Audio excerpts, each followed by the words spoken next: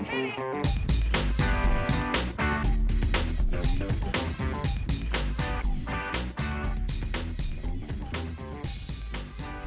morning, good afternoon, good evening, and welcome to today's Caffeine for the Soul.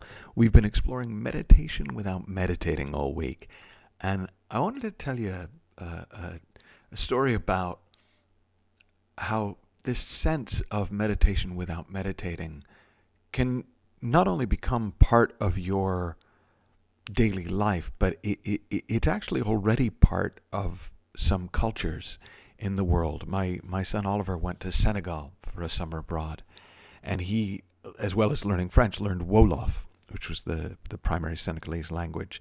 And I don't know if anything I am about to say is exactly right. So I just want to be this is me learning Wolof from my son, who is learning Wolof to supplement his French while in Senegal.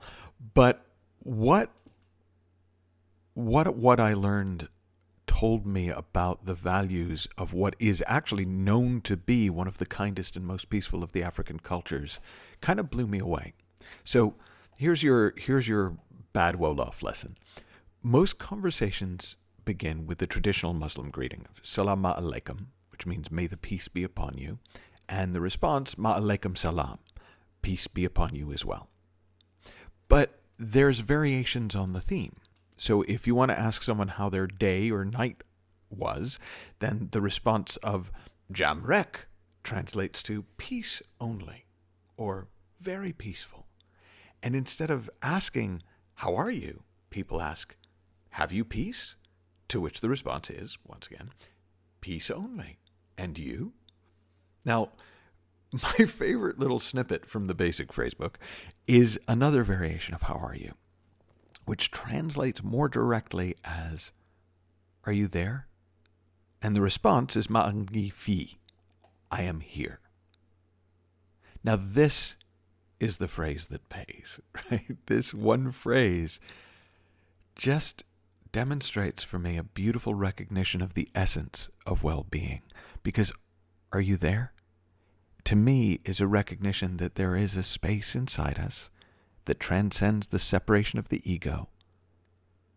It's a space in which we are all made of the same essential energy. It's the space of meditation that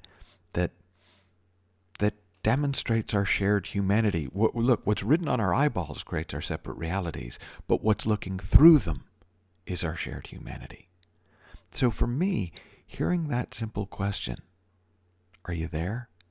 In the context of a language lesson, it actually took me back to some of my early spiritual spelunking, as my friend David Beeler used to call it, with an Australian teacher named Barry Long.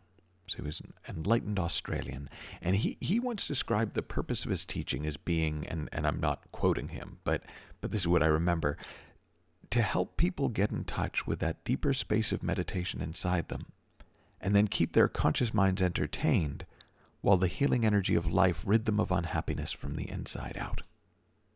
And he would often ask us when we sat in his teaching sessions, are you there? Now, there was no verbal response expected, and had I known Wolof, I'm sure I would have said, Maden Gifi, I am here. But maybe my favorite way of talking about this space of meditation, came in some of my conversations with my longtime friend and mentor, Bill Cumming. So he describes it as the space of loving kindness. And he first introduced it to me sharing the story of a woman named Marge Canuti, who was a nurse and a teacher, and she decided to do volunteer work at Mother Teresa's Home for the Dying in Calcutta. And I've told her story before. I actually briefly communicated with her to check it before I published it in my book, Feel Happy Now. But here's how I told the story in the book. After many hours spent on old train tracks and bumpy roads in the heat of the Indian summer, she arrived exhausted, wanting nothing more than to jump into a cold shower and collapse into a cool bed. Instead, she was greeted by the scene of dozens of people lined up outside in the hope of being given the right to die with dignity and compassion. Her tiredness fell away, and she reached out to a man whose legs had been crushed in the street and whose life was clearly ebbing away. As she looked into his eyes brimming with love and compassion, He kept repeating the word namaste to her. Many hours later, she asked one of the other volunteers what it meant. She was told that it was a Sanskrit word signifying, "I honor the place in you where the entire universe resides. I honor the place in you of love, of truth, of peace, and of light. And when you are in that place in you and I am in that place in me, there is only one of us." And that's the place of meditation. That's the space of meditation. That's the inner quiet inside of which the noise of our thinking arises and fades away. Are you there? We'll be back with a whole new series of podcasts next week. Until then, have fun, learn heaps, and I'll see you soon.